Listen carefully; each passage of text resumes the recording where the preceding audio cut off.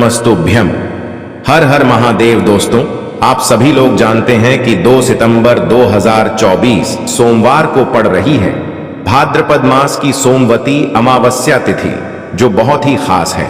और दोस्तों, ये वो अमावस्या है जो कि भाद्रपद महीने में सोमवार को पड़ रही है, तो इस दिन का महत्व और भी अधिक बढ़ जाता है। दोस्तों, इसी दिन किया जाने वाला पंडित जी द्वारा बताया गया एक लाल फूल और एक सफेद फूल वाला उपाय आप लोगों को जरूर करना चाहिए, क्योंकि दोस्तों ये एक ऐसा उपाय है जो कि हर दिन नहीं किया जाता। भाद्रपद महीने में जो अमावस्या आती है उसी दिन किया जाता है। अगर आप लोगों ने इस उपाय को नहीं किया है या किसी कारणवश नहीं कर पाए हो, तो इस सोमवार अमावस्या के दिन इस उपाय से मत चूकना। दोस्तों देखिए, ये दिन इतना खास होता है, इतना महत्वपूर्ण होता है। देखा गया है कभी कभी बड़े बड़े पूजा पाठ अनुष्ठान से जो मनोकामना पूर्ण नहीं होती है, वह सोमवती अमावस्या के दिन एक छोटे से उपाय करने से ही आपकी मनोकामना पूर्ण हो जाती है। और बहुत सारे लोगों ने इस उपाय को किया भी है और उनको इस उपाय को करने का फल भी जरूर मिला है। अगर आप लोग भी इस उपाय को इस सोमवार अमावस्या के दिन करना चाहते हैं, तो आप इस उपाय को पहले अच्छे से समझ लेना, सुन लेना, उसके बाद करना। आपको इस उपाय का फल जरूर मिलेगा, आपकी सभी मनोकामनाएं पूरी हो जाएंगी। दोस्तों, हम आपको यहां पर बता दें कि यह जो एक लाल फूल और एक सफेद फूल वाला उपाय है, यह उपाय पंडित जी ने अपनी अभी की सीहोर की कथा में ही बताया है। और इस उपाय को करने से आपके घर में चाहे किसी भी प्रकार की दुख और समस्या क्यों ना चल रही हो, आपको उसका कारण भी नहीं पता है कि भाई ये समस्या किस कारण से चल रही है, उसका कुछ भी कारण हो सकता है। जैसे पितृदोष हो सकता है, काल सर्प दोष हो सकता है, या किसी भी तरह का मंगल दोष भी हो सकता है, और भी बहुत तरह के दोष होते हैं, कुछ भी हो सकता है। पर आपको इस उपाय को करने के लिए अपने दोष को पता लगाने की भी जरूरत नहीं है। आपके घर में किस कारण से इतनी दुख और परेशानी आ रही है, वह भी आपको पता लगाने की जरूरत नहीं है। बस सोमवार की अमावस्या के दिन इस उपाय को कर लेना, क्योंकि इसी एकमात्र उपाय को करने से आपके पूरे घर परिवार में सुख और शांति हो जाएगी। आपके घर में अच्छे अच्छे काम होने लगेंगे। आपकी जो भी मनोकामना होगी वह भी धीरे धीरे करके पूर्ण होना शुरू हो जाएंगी। अब हम समझते हैं इस एक लाल फूल और एक सफेद फूल वाले उपाय को आपको करना कैसे है, किसको करना है, किस समय करना है और कैसे करना है। देखो, उपाय बिल्कुल आसान है, बस समझने वाली बात है। ध्यान से समझिए, उसके बाद ही आप लोग जो है इस उपाय को जरूर कीजिएगा। सबसे पहली चीज हम लोग ये समझते हैं कि इस एक लाल फूल और एक सफेद फूल वाले उपाय को इस आने वाली सोमवार अमावस्या के दिन किसको करना है। तो देखिए, इस उपाय को घर के सभी सदस्यों को करने की बिल्कुल भी जरूरत नहीं है। घर में से कोई एक मुख्य बड़ा सदस्य ही इस उपाय को करेगा, तो उस घर परिवार के सभी सदस्यों को इस उपाय को करने का फल मिल जाएगा। पर वो बड़ा सदस्य कौन होगा, कौन व्यक्ति इस उपाय को करेगा, तो यहाँ पर देखिए, हम आपको बता दें, घर की जो बड़ी माताएं बहनें होंगी, घर की बड़ी माताओं बहनों में से कोई भी एक माता बहन इस वाले उपाय को कर सकती है। अपने पूरे घर परिवार के लिए घर में सभी सदस्यों को इस उपाय को करने की जरूरत नहीं है। मात्र घर की जो बड़ी माताएं बहनें हैं, उनमें से कोई भी एक माता बहन इस वाले उपाय को करेगी, तो उसके घर परिवार के पूरे सदस्यों को इस उपाय का फल मिलेगा। अगर किसी कारणवश माताएं बहनें घर में उपस्थित ना हो या वो इस उपाय को ना कर रही हो, कुछ दिक्कत हो, तो भाई उस जगह पर फिर घर का कोई बड़ा व्यक्ति भी इस उपाय को कर सकता है। माताओं बहनों के कहने का मतलब ये था कि माताएं बहनें घर की लक्ष्मी होती है। जब घर की लक्ष्मी कोई उपाय करती है, तो निश्चित ही भगवान शिव जी बहुत जल्दी प्रसन्न होते हैं और उपाय का फल में बहुत जल्दी और बहुत बड़ा करके भी यहाँ पर देते हैं। तो आप लोग ये बात समझ गए होंगे। अब हम ये बात समझते हैं, इस वाले उपाय को हमें करना किस समय है। एक लाल फूल और एक सफेद फूल वाले उपाय को हमें सोमवार के दिन करना किस समय है। तो देखिए, इस उपाय को करने का जो समय है, सुबह का समय भी है और शाम का समय भी है। अब देखिए, यहां पर हम मुख्य रूप से सुबह का समय नहीं बोलेंगे, क्योंकि देखिए, ये जो अमावस्या तिथि है, और आप सभी लोग जानते हैं अमावस्या का प्रदोष काल का मतलब शाम का जो समय होता है ना, इस दिन भगवान शिव जी का सबसे प्रिय दिन होता है। तो आप लोग इसे एक लाल फूल एक सफेद फूल वाले उपाय को सुबह के समय भी कर सकते हो और शाम के समय प्रदोष काल में भी कर सकते हो। सुबह के समय अगर कर रहे हो तो 10 या फिर 11 बजे तक भी अगर उपाय करोगे तो भी आपको उपाय का फल मिलेगा। वही अगर शाम के समय कर रहे हो तो इस दिन जरूर शाम के समय का ध्यान रखना कि शाम के 6 बजे से लेकर 7 बजे के बीच में अगर आप इस उपाय को कर सकते हो तो बिल्कुल कर लेना, पूरी कोशिश करना। पर अगर किसी कारणवश इस समय के बीच में ना कर पाओ तो रात 8 बजे तक भी अगर आप उपाय को करोगे तो आपको उपाय का फल जरूर मिलेगा। ये बात आपको समझ आ गई कि आप इस उपाय को सुबह और शाम दोनों समय कर सकते हो। मतलब करना आपको एक ही समय है, घर में से किसी एक ही बड़े व्यक्ति को करना है, पर एक ही बार इस उपाय को करना है, दोनों समय नहीं करना है। आपको जो समय अच्छा लगे आप उस समय पर इस वाले उपाय को कर सकते हैं। तो चलिए जानते हैं इन विशेष उपायों के बारे में। लेकिन उससे पहले जो भी मेरे भाई मेरी प्यारी बहनें आज चैनल पर पहली बार आए हैं या मेरी आवाज आज पहली बार सुन रहे हैं, अगर आप भी महादेव के सच्चे भक्त हैं तो वीडियो को लाइक और चैनल को सब्सक्राइब जरूर कर लें और कमेंट बॉक्स में लिखे हर हर महादेव, ओम नमः शिवाय। देखो अब सबसे महत्वपूर्ण बात आती है कि इस उपाय को हमें करना किस लिए है। जैसा कि हमने अभी आपसे बोला कि इस उपाय को करने के बाद आपके जीवन में बहुत सारी खुशियां आएंगी, आपकी मनोकामनाएं पूर्ण होंगी, आपकी धन की समस्या दूर होगी, आपकी पैसों की समस्या दूर होगी। अब देखिए, अगर आप लोग सोच रहे हो कि भाई हमें अपना घर बनाना है पर घर बनाने के लिए पैसा नहीं है, हमें गाड़ी लेना है पर गाड़ी लेने के लिए पैसा नहीं है, हमें जमीन लेना है पर जमीन लेने के लिए पैसों की कमी पड़ी डीडीएच रही है। अगर ऐसी ही दिक्कत, परेशानी या किसी भी तरह की धन से जुड़ी हुई समस्या या पैसों से जुड़ी हुई समस्या अगर आपके जीवन में चल रही है तो यह उपाय निश्चित ही आपके जीवन में बहुत सारे फल लाकर दे सकता है। इसीलिए अगर आपके घर में बहुत ज्यादा दिक्कत, समस्या, परेशानी चल रही है, धन से जुड़ी हुई, पैसों से जुड़ी हुई, धन की बहुत ज्यादा कमी आ रही है, पैसों की बिल्कुल आवक नहीं हो रही है, तो भाई आप लोगों को इस वाले उपाय को जरूर करना चाहिए, घर में से किसी एक भी बड़े व्यक्ति को। अब इस उपाय में करना क्या है वो सबसे पहले हम लोग जान लेते हैं उपाय की सामग्री। हम लोग सबसे पहले जानते हैं कि इस उपाय में किस किस चीज की आवश्यकता पड़ेगी।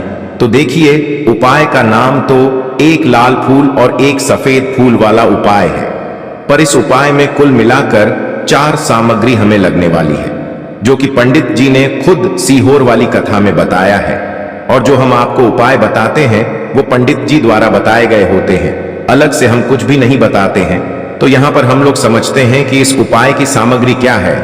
तो देखो, उपाय की जो सामग्री है वो 4 सामग्री है, जिसमें से सबसे पहली सामग्री है एक बेलपत्र। देखो बेलपत्र क्या होती है। बेलपत्र जो शिव की शिवलिंग पर चढ़ती है। दूसरी चीज है एक शमी पत्र, शमी पत्र वो जो शिवलिंग पर ही चढ़ता है। तीसरी चीज है दोस्तों एक लाल फूल, जो उपाय का नाम है। तो एक यहां पर आपको लाल फूल लेना है। अब ये लाल फूल कौन सा लेना है? देखो, शिवलिंग के ऊपर जो लाल फूल चढ़ता हो उनमें से कोई भी एक लाल फूल पसंद कर लेना और वो कहीं से तोड़कर या कहीं से खरीद कर लेकर आना और उस लाल फूल को उपाय में प्रयोग कर लेना। उसके बाद में एक सफेद फूल का विशेष रूप से ध्यान रखना।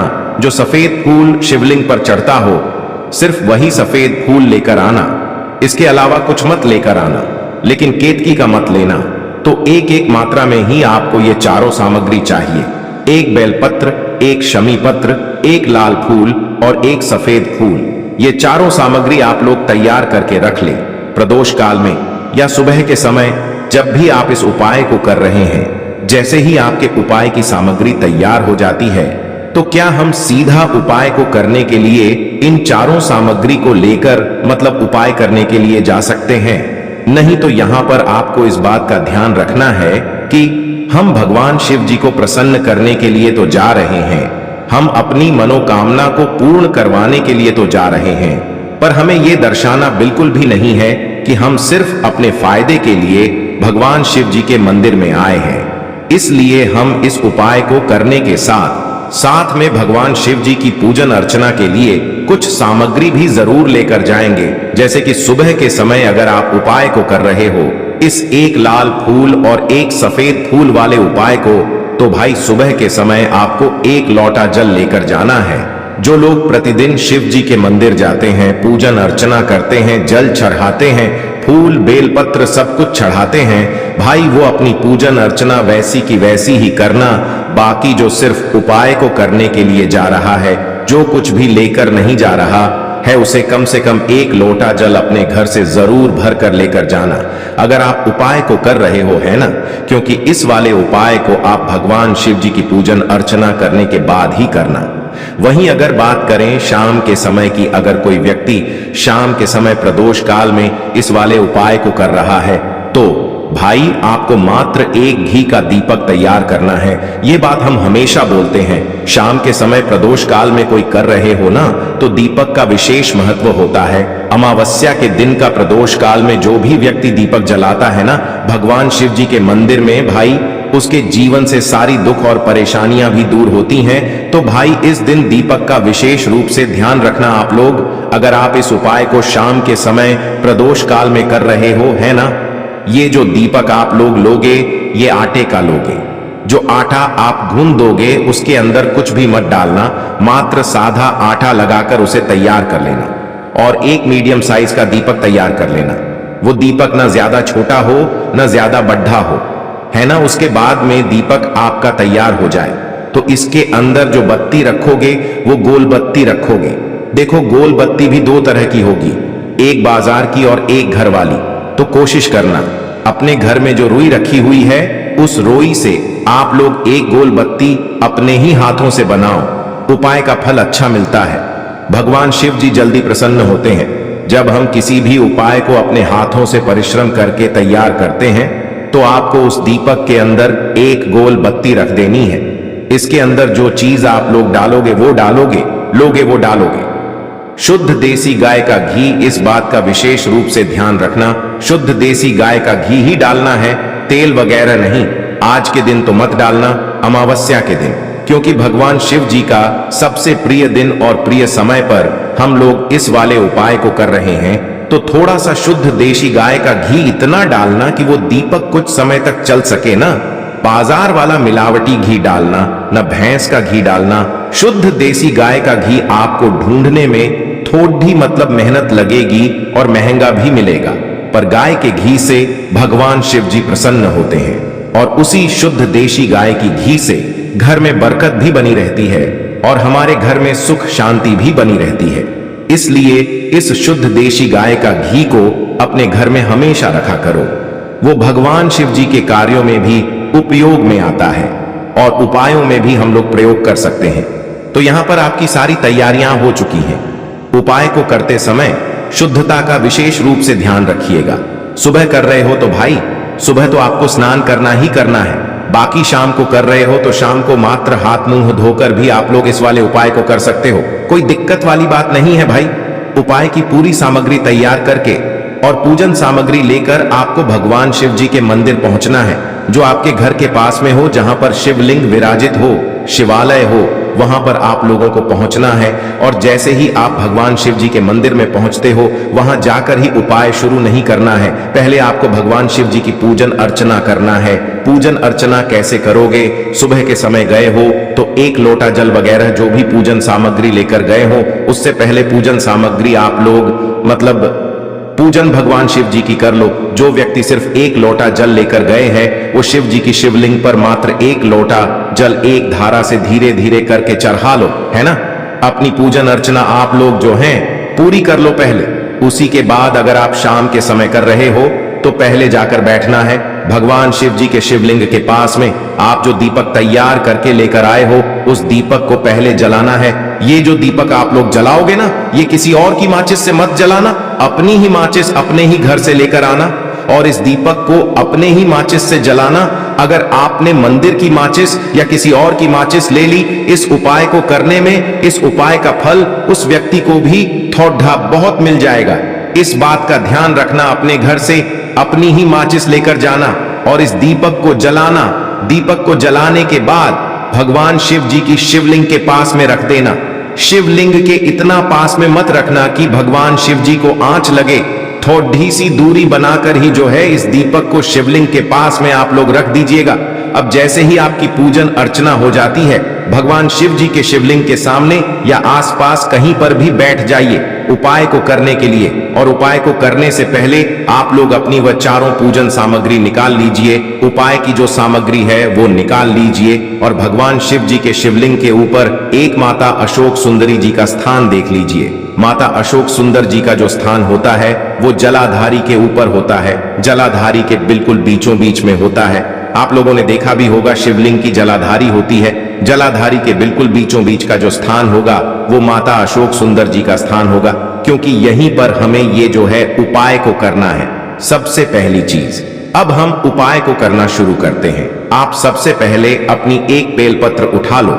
एक बेलपत्र को आपको माता अशोक सुंदरी जी वाले स्थान पर सबसे पहले समर्पित करना है। बेलपत्र की डंडी का मुख होगा जलाधारी की तरफ, जहां से जल बहता है और नीचे गिरता है, और बीच वाली बड्डी पत्ती का मुख मतलब शिवलिंग की तरफ होगा। इस तरीके से आपको इस बेलपत्र को माता अशोक सुंदरी जी वाले स्थान पर समर्पित कर देना है। उसके बाद में अपनी एक शमी पत्र उठा लो जो आप उपाय के लिए लेकर आए हुए हो। शमी पत्र को उठाकर शमी पत्र की भी जो डंडी का भाग होगा वो जलाधारी की तरफ करके, जहां से जल बहता है नीचे गिरता है उस तरफ करके, और पत्ती वाला भाग शिवलिंग की तरफ करके इस शमी पत्र को भी उस बेल पत्र के ऊपर आपको समर्पित कर देना है। समर्पित करने के बाद अब आप ले लो अपना एक लाल फूल जो आप उपाय को करने के लिए लेकर आए हुए हो। इस लाल फूल का जो खिला हुआ भाग होगा, चाहे वो गुलाब का फूल हो, चाहे कोई सा फूल जो शिवलिंग पर चढ़ता हो, भाई उस फूल का जो खिला हुआ भाग होगा वो शिवलिंग की तरफ होगा। बाकी जो पीछे का भाग होगा फूल का वो जलाधारी की तरफ, जहां से जल बहता है नीचे गिरता है उस तरफ होगा। और आखिरी में आपका जो एक सफेद फूल बचा हुआ है, इस सफेद फूल को भी आपको लेना है और सफेद फूल का जो खिला हुआ भाग होगा वो शिवलिंग की तरफ होगा, जहां पर शिवलिंग रखा हुआ है उस तरफ होगा, और डंडी का भाग जलाधारी के पीछे की तरफ हो जाएगा। मतलब जो जहां से जल बहता है और नीचे गिरता है। जब आप लोग एक बेलपत्र, एक शमी पत्र और एक लाल फूल, एक सफेद फूल चढ़ा रहे हो, तो उस समय आप लोगों को कांता भगवान या कांता चक्र का नाम लेते हुए ही जो है इस उपाय को करना है, और भगवान शिव जी और नारायण जी का स्मरण करते हुए ही इस उपाय को आपको करना है। तो जब भी आप एक बेल पत्र, एक शमी पत्र, एक लाल फूल और एक कमी हो रही है, जो भी दुख और समस्या परेशानी चल रही हो, आपको अपनी वह दुख और परेशानी जो है भगवान शिव जी से उपाय को पूरा करने के बाद वहीं पर पास में बैठकर बोल देना है, हाथ जोड़